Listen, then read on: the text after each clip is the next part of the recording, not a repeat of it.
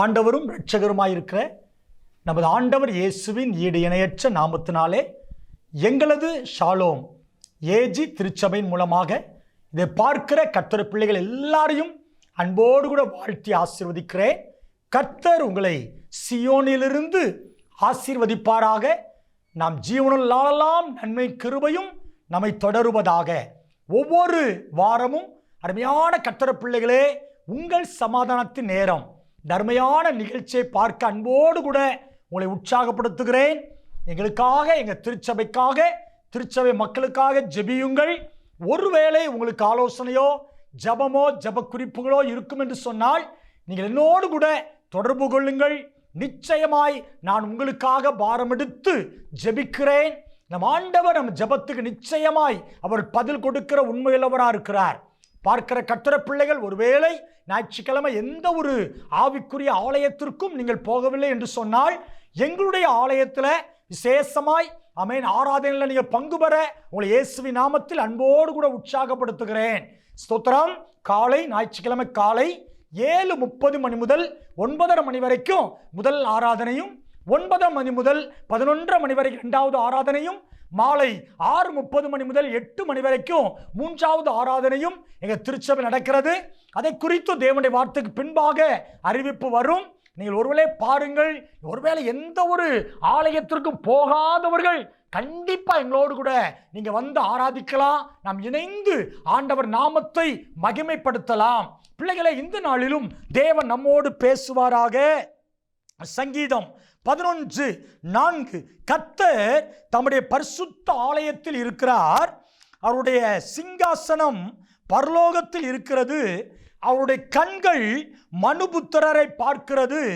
அவருடைய இமைகள் அவைகளை சோதித்தருகிறது. கர்த்தருடைய கண்கள் என்கிற தலைப்பின் கீழாக ஸ்தோத்திரம் பார்க்கிற கர்த்தருடைய கண்கள். பிள்ளைகளே, ஆண்டுடைய கண் எப்படிப்பட்டதா? அவருடைய கண்கள் மனுபுத்திரரை பார்க்கிறது. ஸ்தோத்திரம். பார்க்கிற கண்களை கொண்ட அழகான தேவன். அருமையான பிள்ளைகளே, நிறையவர் பார்வை நீங்க எப்படி பார்க்கிறோம்? பைபிள்ல நிறையவர் பார்வை குறித்து வேதம் அழகாக சொல்லுது. மனிதன் பார்வை எப்படி இருக்குது? மேட்டுமையான பார்வை. ஸ்தோத்திரம். இச்சகமான பார்வை. ஸ்தோத்திரம். ஆண்டவன் நல்லவர். அமேன். ஸ்தோத்திரம். கண்களை உருட்டி பார்க்கிற பார்வை நிறைய வேதத்துல பார்வை சொல்லப்பட்டிருக்கிறது. அருமையான கர்த்தர் பிள்ளைகளே, ஆனா ஆண்டுடைய பார்வை மனிதனை சோதித்து அறிந்து அமேன் ஸ்தோத்திரம் ஆசீர்வதிக்கிற நல்ல தேவனாய் நீங்களும் நான் ஆராதிக்கிற தேவனாய் இருக்கிறார். அமேன். கர்த்தருடைய கண்கள் மனுஷனை அவனுடைய வழிகளை சோதித்து பார்த்து அறிந்திருக்கிறது. நான் வெளிப்படுத்தல சொல்லப்பட்டிருக்கிறது, ஆண்டுடைய கண்கள் அக்கினி ஜுவாலை போல இருக்கிற கண்கள். அதே சங்கீதத்தில் சொல்லப்பட்ட கர்த்தர் நல்லோரையும் தீயோரையும் பார்க்கிறார்.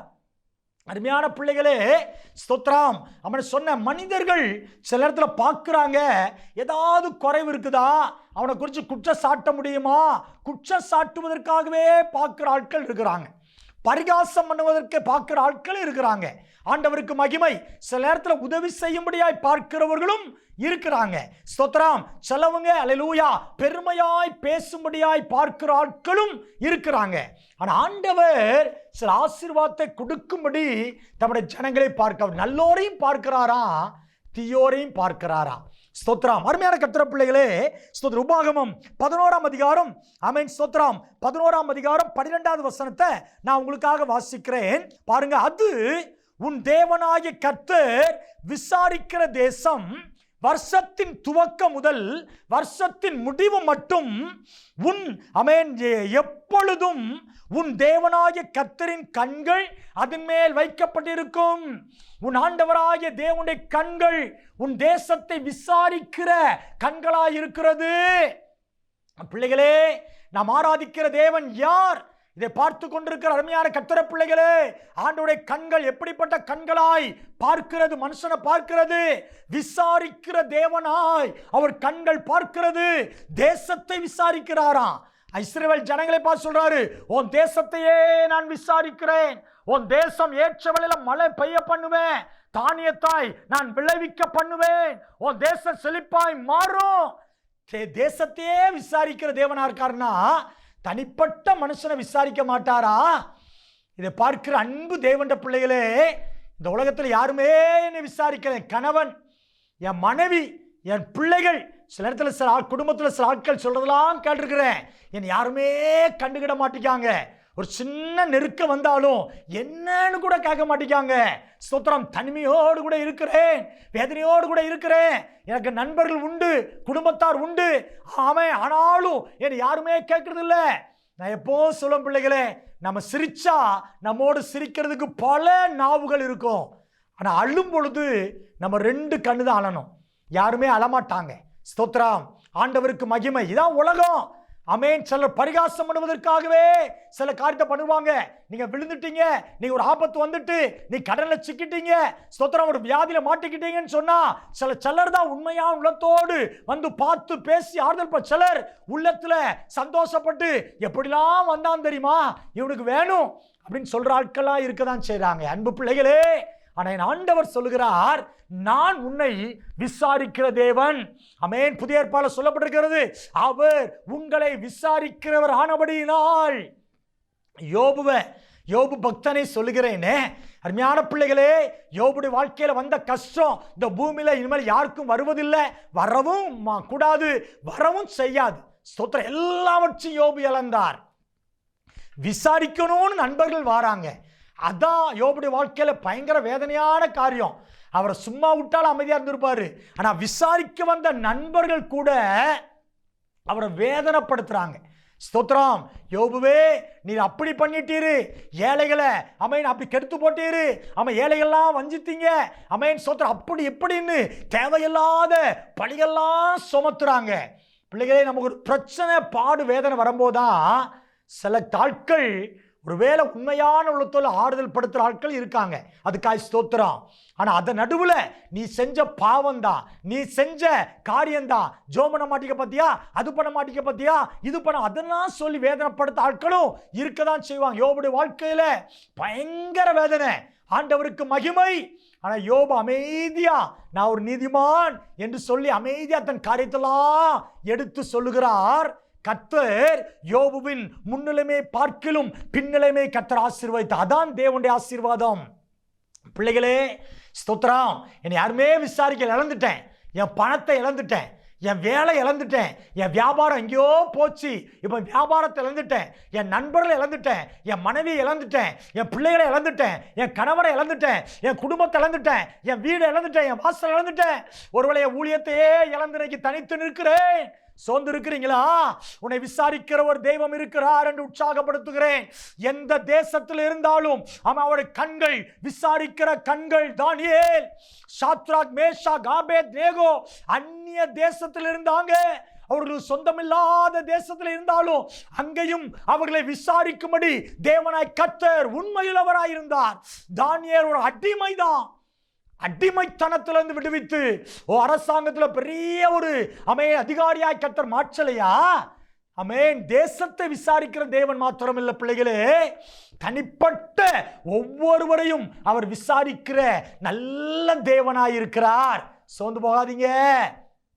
கவலை என்ன பாருங்க. ஆண்டு சமூகத்தில் மலை மேல் இயேசு உட்கார்ந்து பிரசங்கம் பண்றார். எல்லா ஜனங்கள் கூடியிருக்காங்க. அப்போ ஒரு பிரசங்கத்தை மட்டும், அவர் வேலை என்னது, பிரசங்கத்தை பண்ணிட்டு போகணும்.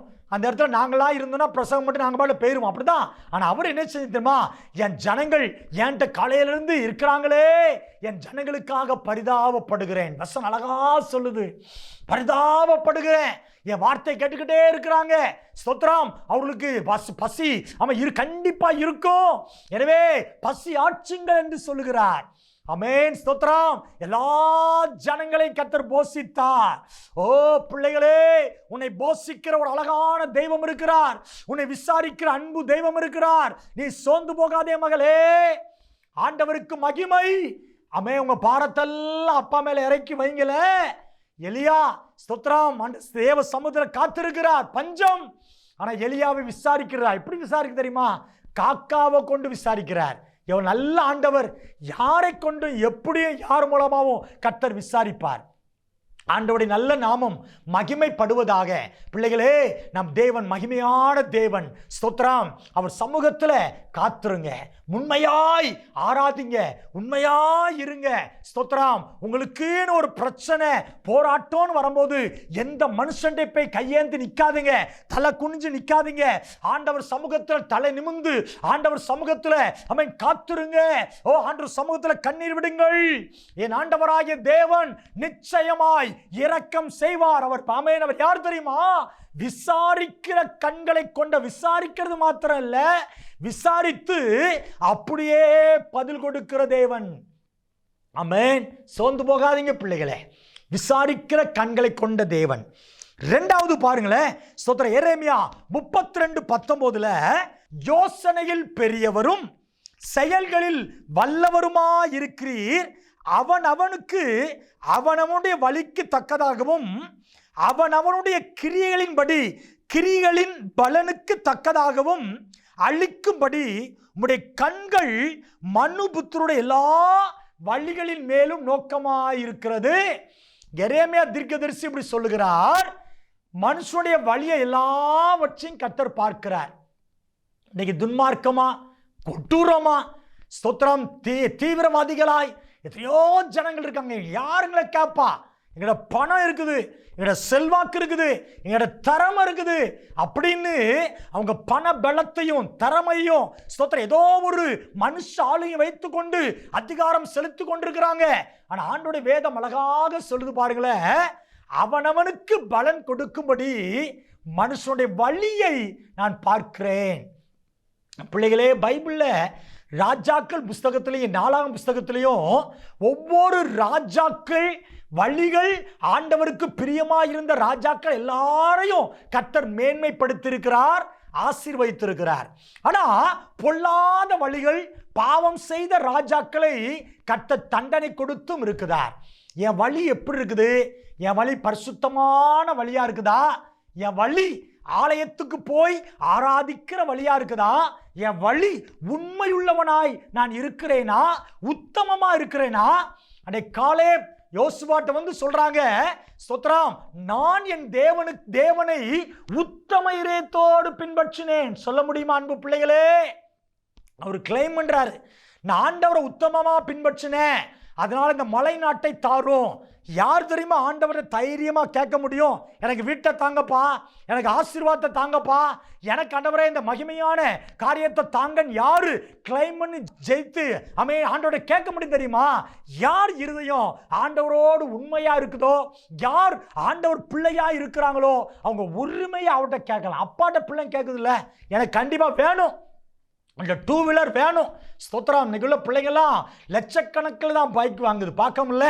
எப்படியோ அப்பா அம்மா வாங்கி கொடுத்துட்றாங்க, கஷ்டப்பட்டாலும் லோன் போட்டாவது வாங்கி கொடுத்துட்றாங்க. ஸ்தோத்திரம். ஏன்னா அப்பா என் பிள்ளை நல்லா இருக்கட்டுமே. யோசித்து பாருங்களேன். அவன் கிளைம் பண்ணுறாங்க, நான் உங்கள் பிள்ளை இல்லைப்பா, வாங்கித்தாங்க. என் ஃப்ரெண்டு அப்பாலாம் வாங்கி கொடுத்துருக்காங்கல்ல. அப்போ நம்ம அப்பா எவ்வளோ நல்ல அப்பா தெரியுமா? பிள்ளைகளே, உன் வழிக்கு ஏற்ற பலனை, உன் கிரியைகளுக்கு ஏற்ற பலனை, அதான் வெளிப்படுத்தல் சொல்லுகிறது, அவனவன் கிரியைகளுக்கு தக்கபடி நான் அளிக்கிற பலன் என்னோடு கூட வருகிறது. நான் நன்மை செய்வேன் என்று சொன்னால் நன்மைக்கான பலன் உண்டு. ஆண்டவர் சமூகத்தில் காத்திருப்பேன்னு சொன்னா காத்திருக்கிறதுக்கான பலன் உண்டு. பரிசுத்த இதயத்தோடு வாழ்வேன் சொன்னா அதற்கான பலன் உண்டு. கர்த்தருக்காய் நான் கொடுப்பேன் சொன்னா அதற்கான பலன் உண்டு. ஆத்துமக்கள் ஆதாயம் பண்ணினா அதற்கான பலன் உண்டு. ஏழைகளுக்கு உதவி செய்தா அதற்கான பலன் உண்டு. மற்றவங்களை விசாரித்தா அதற்கான பலன் நிச்சயமாய் உண்டு. பலன் இல்லாமலாம் இல்லை. நான் சபையில் எப்படி சொன்னேன், ஞாயிற்றுக்கிழமை மட்டும் கோயிலுக்கு வந்துட்டு ஆராய்ச்சி போறவங்களுக்கு அந்த ஒரு நாளுக்குரிய ஆசீர்வாதம், இடையில பெண்கள் ஜபம், ஆண்கள் ஜபம், ஸ்தோத்திரம், உபவாச ஜபம், வீட்டு ஜபம், பராமரிப்பு குழு, இப்படின்னு பல விதங்கள்ல ஜபம் ஜபம் ஜபம்னு பல விதங்கள்ல இருக்கிற மக்களுக்கு அந்த நாள்ல பலவிதமான ஆசீர்வாதத்தை கர்த்தர் கொடுக்கிறார். ஏன்னா அவனவனுக்கு நான் அளிக்கும் பலன் பிள்ளைகளே அவரோடு கூட வருகிறது. என் வழி ஆண்டவர் பார்வைக்கு ரொம்ப பிரியமா இருக்கட்டும். ஸ்தோத்திரம். பீலையாம் என்கிற ஒரு தீர்க்கதரிசி குறித்து பைபிள் இருக்குது, என்னாமத்தில் சொல்லப்பட்டிருக்கிறது. அவர் வழி கர்த்தருக்கு பிரியமா இல்லை. இஸ்ரவேல் ஜனங்களை சபிக்க போகிறார். உடனே கர்த்தர் தேவதூதன் உரிமையின பட்டயத்தோடு தேவதூதனை அவன் கண்ணு முன்னால கொண்டு வருகிறார். தேவதூதன் தீர்க்கதரிசின்னு பார்க்கல, அழிக்க நினைக்கிறார். காரணம் தெரியுமா? கர்த்தருக்கு மட்டும் என் வழி பிரியம் இல்லைன்னா அவர் எனக்கு தர வேண்டிய ஒரு ஆசீர்வாதத்தையும் அமேன் ஸ்தோத்திர தர விடாம இருக்கவும் இருக்கிறார் பிள்ளைகளே. ஆனா என் வழி மட்டும் கர்த்தருக்கு பிரியமா இருந்துச்சு வச்சுக்கோங்களேன், கேட்ட எல்லா நன்மைகளையும் அந்தந்த காலங்களில் நிச்சயமாய் நாம் ஆராதிக்கிற தேவன் தருகிறார். ஒரே ஒரு காரியத்தை சொல்லி நான் நிறைவு செய்கிறேன்.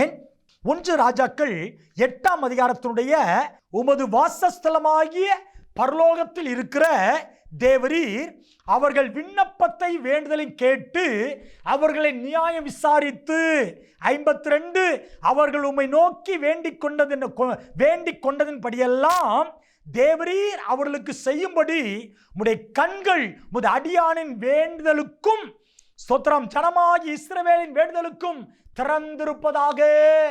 கர்த்தருடைய பிள்ளைகளே ஸ்தோத்திரம், முதல்ல சொன்ன விசாரிக்கிற கண்களை கொண்ட தேவன். 2வது என் வழியை உற்று நோக்கி பார்த்து என் வழிகளுக்கு ஏற்ற பலனை கொடுக்கிற ஆண்டவர். 3வது ஆலயத்தில் வந்து ஆமென் தேவ சமூகத்தில் காத்திருக்கும் பொழுது அவருடைய கண்கள் திறந்தே இருக்கிறது. எங்க கர்த்தர் கண்கள் ஆமென் திறக்குதோ திறக்கலையோ அவருடைய கண்கள் தேவனுடைய ஆலயத்தில் திறந்திருக்குது. வேதம் சொல்லுகிறது கர்த்தர் தம்முடைய பரிசுத்தமான ஆலயத்தில் இருக்கிறார். மகளே, ஆலயத்தில் போய் கண்ணீர் வடித்து பார், ஆலயத்தில் போய் நெருக்கத்தை சொல்லிப்பார், கர்த்தரை வாரந்தோறும் ஆராதித்துப்பார். அதனால ஒரு பெரிய மேன்மை உனக்கு உண்டாகும். பலர் சொந்த அலுவலுக்கு நேரம் எடுக்கிறோம், ஆலயத்தை நேரம் எடுக்கிறீங்க பிள்ளைகளே. ஆலயத்தில் போய் உன் காரியத்தை ஆண்டவர் சமூகத்தில் சொல்லி பாருங்களேன். ஏன்னா ஆலயத்தில் சாலமோன் ஜெபிக்கிறாப்பா, என் ஜனங்கள் பஞ்சம் வரும்போது, என் ஜனங்களுக்கு ஒரு யுத்தம் வரும்போது, என் ஜனங்கள் பிரச்சனை மாட்டும் போது உங்க ஆலயத்தை நோக்கி பார்த்து ஜெபம் பண்ணா என் ஜனங்களுக்கு ஆண்டவர் இறங்குங்கப்பா. கர்த்தர் சொன்னார், நான் அப்படி செய்வேன்ப்பா. ஸ்தோத்திரம். பிள்ளைகளே, ஆலயத்துக்கு முக்கியத்துவம் கொடுக்கிற பிள்ளைகளை பார்க்கிற கர்த்தர். ஆலயத்துக்கு முக்கியத்துவம் கொடுக்கிறீங்களா? ஸ்தோத்திரம். இன்னைக்கு சொன்ன கர்த்தர் நம்மை பார்க்கிற ஆண்டவர், அக்னி ஜுவாலை போல கண்களை கொண்டார். 3 காரியத்தை சொன்னேன். 1 ஆமென் விசாரிக்கிற கண்களை கொண்டவர்.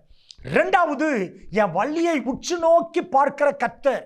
3வது ஆலயத்தில் வந்து ஆமென் வேண்டுதல் செய்கிற ஜனங்களை பார்க்கிற கண்களை உடைய கர்த்தர் அதுக்கு பதில் கொடுக்கிறார். இந்த 3 காரியத்துக்கு ஒப்பு கொடுப்போம். நிச்சயமாய் இந்த வாரம் இந்த மாதம் ஆசீர்வாதம் நிறைந்ததாய் இருப்பதாக ஜெபிக்கலாம். அன்பு பிதாவே, அப்பா உங்கள் சமாதான நேரத்தில் ஆண்டவரே கர்த்தரின் கண்கள் என்கிற தலைப்பில் ஆண்டவரே ஒரு 3 காரியத்தை கர்த்தர் பார்க்கிற ஒரு 3 காரியத்தை சொல்லுவதற்கு கிருபை தந்ததற்காக ஸ்தோத்திரம்.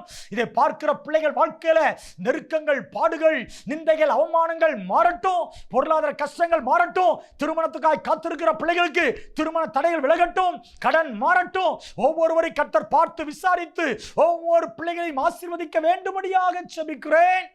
அப்பா, மக்கள் பார்க்கிற ஒவ்வொரு சிறு பிள்ளைகள், வாலிபர்கள், பெரியவர்கள் எல்லாரையும் இயேசுவின் நாமத்தில் ஊழியக்கார ஆசீர்வதிக்கிறப்பா. கர்த்தரைக்கார மகிமையானது செய்யட்டும். ஏசப்பாவின் நல்ல நாமத்தில் தாழ்மையோடு ஜெபிக்கிறேன் எங்கள் நல்ல பிதாவே. ஆமென், ஆமென். கர்த்தர் பிள்ளைகளே, கர்த்தர் உங்கள் எல்லாரையும் ஆசீர்வதிப்பாராக. God bless you.